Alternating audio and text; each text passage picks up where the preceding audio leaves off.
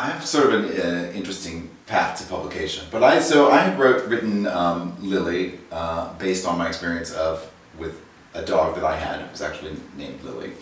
And she passed away in 2013, and I was surprised by how hard I was struck by that loss. I thought I was prepared intellectually. Pets don't live as long as we do. That's part of the deal.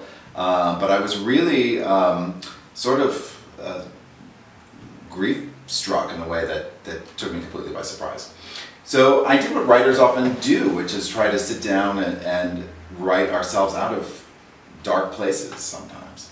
And I ended up writing about a book about a dog with an octopus on her head, which, I don't know how my adult brain works. It made sense to me. I was writing about attachment and how difficult it could be to let go, and somehow having a metaphor that was tentacular or had, you know, actual suction cups. It was cancer too.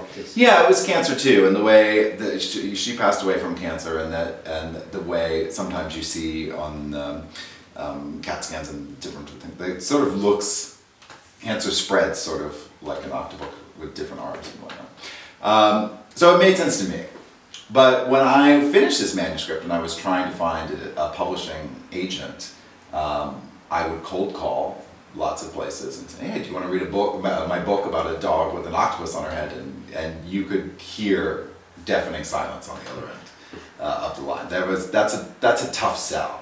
And I've learned since then that I didn't, you know, I started to doubt, like, what have I done? What have I written? This is just perhaps too weird for consumption.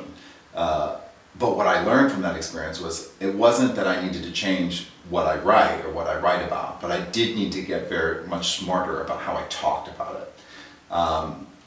Because the book wasn't really about a dog with an octopus stuck to it. The book is about a man who is stuck in his life, and how oftentimes the obstacles that we see in our way are, if not entirely made up, greatly exaggerated. And that's a more universal sort of theme that I think resonates. Available now in hardcover, any place they sell books, and also coming in paperback this spring. Please subscribe so my dad can make more videos like this. Thank you.